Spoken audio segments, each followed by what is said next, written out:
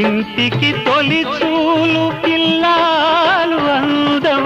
జన్మ జన్మల పుణ్య ఫలముగా జాలువారు పసి పాప నవ్వులే ఆలు మగలకు అందం.